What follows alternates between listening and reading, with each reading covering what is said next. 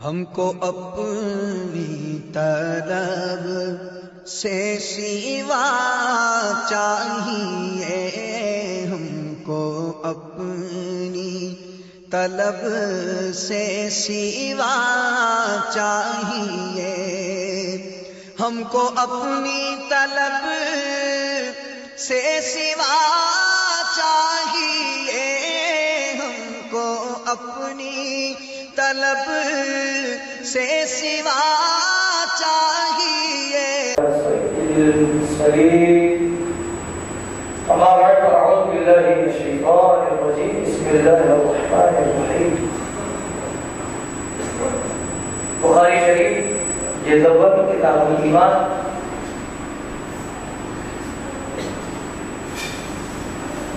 حدیث چل رہی ہے ان امور کے بارے میں کہ جن امور میں شبہ ہوتا ہے، اور وہ امور جو بالکل واضح ہوتے ہیں یعنی حلال ہے، اور وہ امور جو کہ حرام ہے، وہ سلسلہ چل رہا تھا۔ چنانچہ نبی مکرم صلی اللہ تعالی علیہ وآلہ وسلم نے بیان فرمایا کہ حلال ظاہر ہے، حرام ظاہر ہے، اور جو اس کے درمیان ہے وہ امور مشتبہات یعنی وہ اس سے ملتے جلتے ہیں۔ یعنی اگر کوئی کام آپ کرنے جا رہے ہیں تو اس کام کو کرنے سے پہلے کہ دیکھیں کہ اس کام کا تعلق حلال کے ساتھ ہے یا حرام کے ساتھ۔ اگر اس کام کا تعلق حلال کے ساتھ ہے تو کام حلال، اگر وہ کام حرام کے ساتھ ہے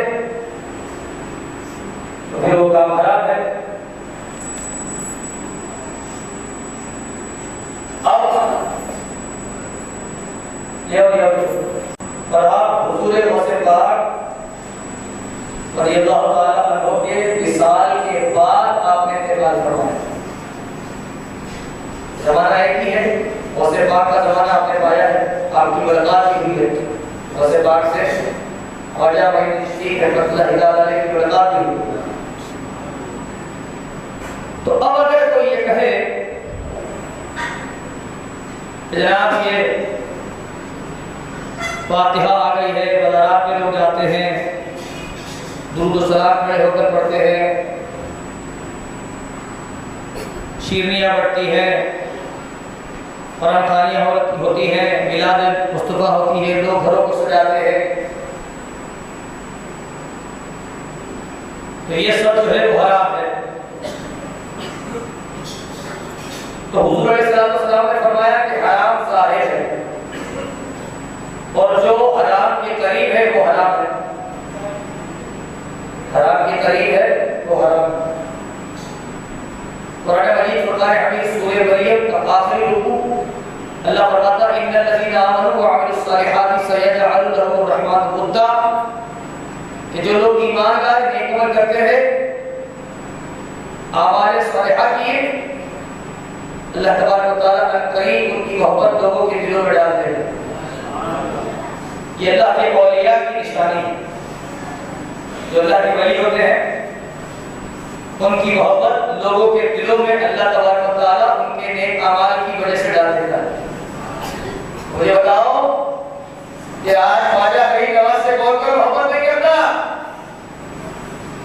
غوث پاک سے کون محبت نہیں کرتا، اور یہ سب اولاد رسول ہے تو رسول سے کوئی محبت نہیں کرتا، اور رسول اللہ ہے تو اللہ سے محبت کوئی نہیں کرتا۔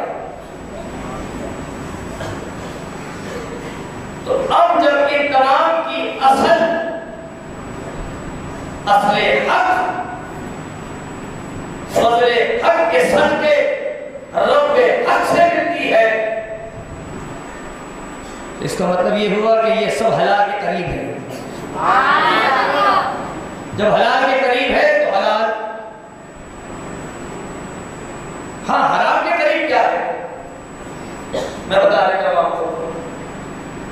اب اس میں کسی کو اگر کوئی اعتراض ہو تو مجھ سے میرے میں پوچھ لیتے ہیں۔ مثال کے طور پر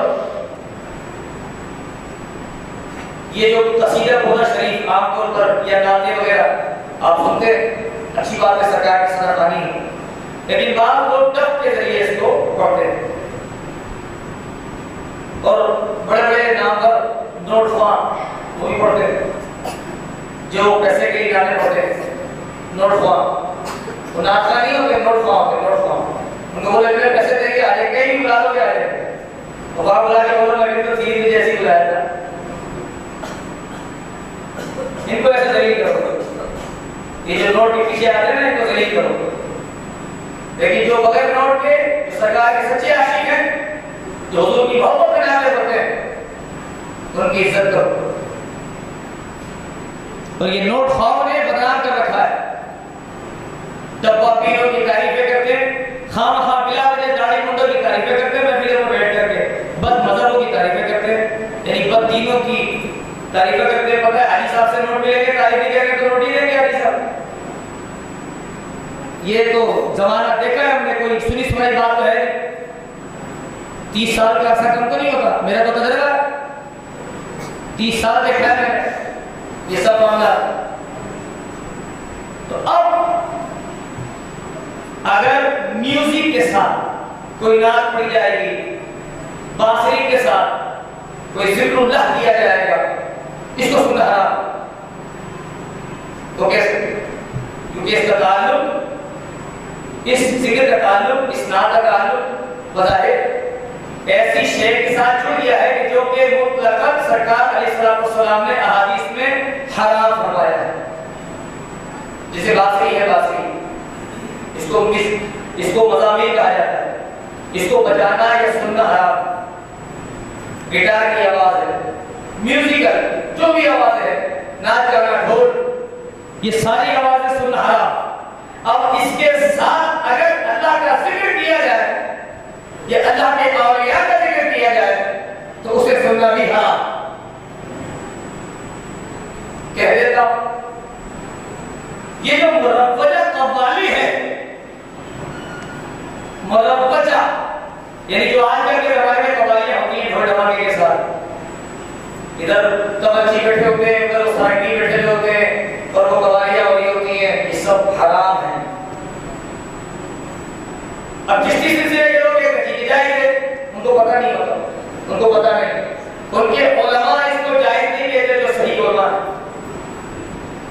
میرے پاس الحمدللہ چشتی سلسلہ بھی ہے، قادری سلسلہ بھی ہے، نقشبندی سلسلہ بھی ہے، رفاعی سلسلہ بھی ہے، میں خود بخاری سید ہوں، میرے پاس بھی سلسلے موجود ہے۔ ملفوظات چشتیہ میں نظام الدین اولیاء خواجہ غریب نواز کے مرید خود لکھتے ہیں، شعر خواجہ معین الدین چشتی اجمیری رحمۃ اللہ تعالی نے خود قوالی کی شرائط بیان کی، فرمایا قوالی جائز ہے اس شخص کے لیے کہ جو 7 دن تک وصلی روزے رکھے،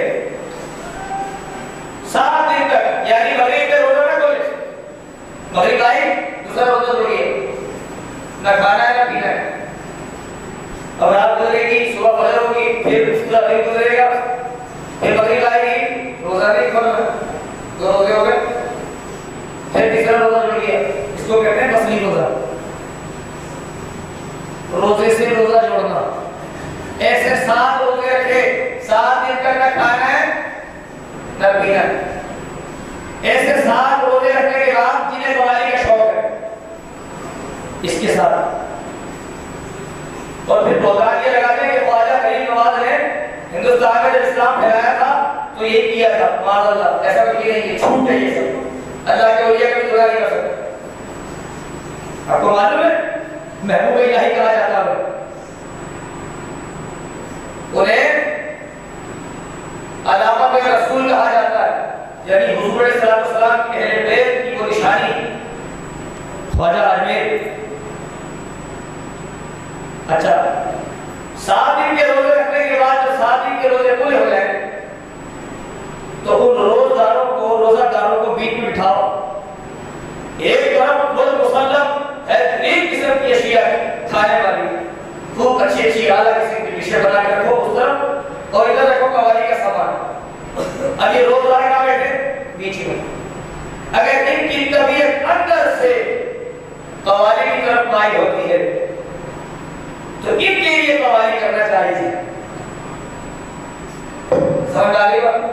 اور اگر ان کی طبیعت 7 دن کے روزے رکھنے کے بعد کھانے کی طرف مائل ہوتی ہے تو ان کے لیے قوالی کرنا حرام ہے.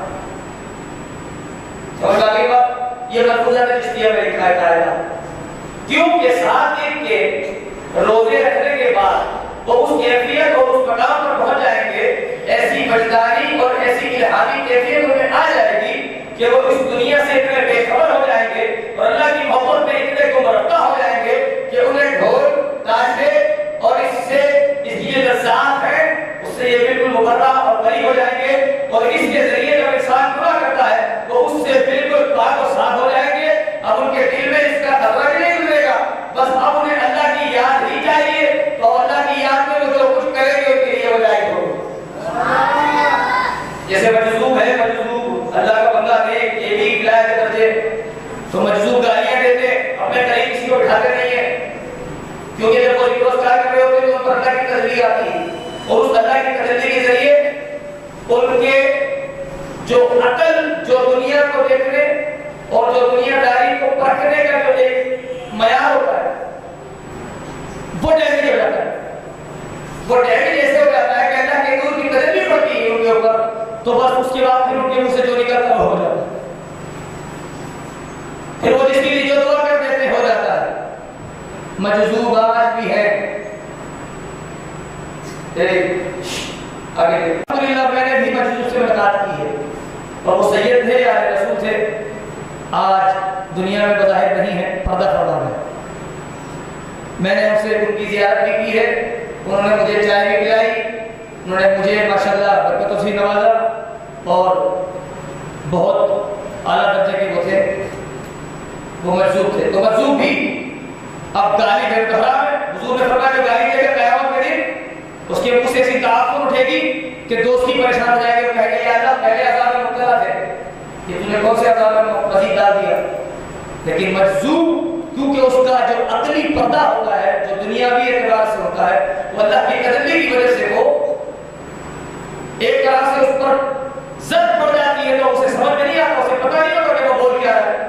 بعض اللہ کے ولی ایسے بھی ہیں جو پڑھا رہتے ہیں، کپڑے پہنتے نہیں، جبکہ ننگا رہنا تو حرام ہے، لیکن بعض اللہ کے ولی ایسے انہیں پتہ ہی نہیں ہے، وہ بالکل مدہوش ہے، وہ اللہ کی یاد میں گم ہے. اور بعض تو اللہ کے ولی ایسے ہیں رہتے پڑھنا ہے لیکن لوگوں کو دکھائی دیتے تو کپڑوں میں دکھائی دیتے. تو اب اگر اولیاء کے اوپر بات کی جائے تو یہ چیپٹر تو بہت لمبا، تو ہم تو بات کریں حلال و حرام کی، تو اس لیے کوئی برا نہ مانے کہ جو مروجہ قوالی ہے یہ حرام ہے. آپ کو قوالی کرنی ہے، قوالی قوال اس کے معنی ہے ایک لفظ کو بار بار منہ سے نکالنا. اور آج کل قوالی کا معیار کیا ہے؟ وہ ایک قوال میں نام نہیں لینا چاہتا، اس کی قیمت ہو جائے گی. وہ قوالی سے پہلے شراب پیتا تھا اور نوجوان تھا، ابھی حال ہی کی بات ہے 10-15 سال پہلے وہ مشہور ہوا تھا، اور اس نے جناب علی شرابیں پی اور قوالی میں وہ بہت آگے چلا گیا، مر گیا. اسی وجہ سے مر گیا کہ اس کے بولے تھے شراب پی کے قوالی کرتا تھا. تو یہ قوالی ہوتی اللہ کا نام لو شراب پی کے. تم اگر سمجھتے ہو کہ قوالی سننا صحیح ہے، تم اگر سمجھتے ہو کہ قوالی سننے سے ثواب ملے گا، قوالی جو ہے قرب الہی کا ذریعہ ہے، تو کیا شراب پی کر داڑیاں بنا کر اللہ کو ناراض کر کر سوال ہی پتہ نہیں ہوتا. تو اس لیے جو کام بھی ہوگا شریعت کے دائرے میں ہوگا. اور رسول کریم علیہ السلام جو بخاری شریف میں فرمایا، آقا کریم علیہ السلام کے مفہوم کے اندر بڑی تفسیر ہے، بڑی تشریح ہے، بڑی توضیح ہے، بڑی تنبیہ ہے. آپ کے فرمان میں قیامت تک کی گنجائش موجود ہے. آپ نے فرما دیا حلال ظاہر ہے، حرام ظاہر ہے، بس اس کے درمیان کچھ امور ہیں وہ ایک دوسرے سے مشابہت رکھتے ہیں. اگر حلال کے قریب ہے تو حلال، حرام کے قریب ہے تو حرام. اب اللہ کا نام لو اور اللہ کا نام بھی ڈانس کر کے دے لو معاذ اللہ، اور پیچھے کو ڈسکو ڈانسر بٹھا دو، کہو جی اللہ کا ذکر تو ہو رہا ہے، چلو کچھ بھی کر رہا ہے، اللہ کا ذکر کر تو رہا ہے. نہیں، ایسا نہیں چلے گا. اللہ کا ذکر کیوں کر رہا ہے؟ اللہ کا ذکر کرنے والا شخص، اللہ کا ذکر کرنے والا شخص کبھی بھی اللہ کو ناراض نہیں کرے گا. اللہ کا ذکر کر رہی ہے، اس کی نیت کیا ہے؟ بھائی دو بات ہے، یا تو وہ ذکر کر رہا ہے کسی کو دکھانے کے لیے، یا پھر اللہ کو راضی کرنے کے لیے۔ اگر اللہ کو راضی کرنے کے لیے کر رہا ہے تو پھر وہ ذکر کرے جس میں اللہ کی رضا شامل ہے۔ اللہ کا ذکر بھی کر رہا ہے، اللہ کو ناراض بھی کر رہا ہے، میں تو یہ اللہ کو راضی کرنے کے لیے کر رہا ہوں۔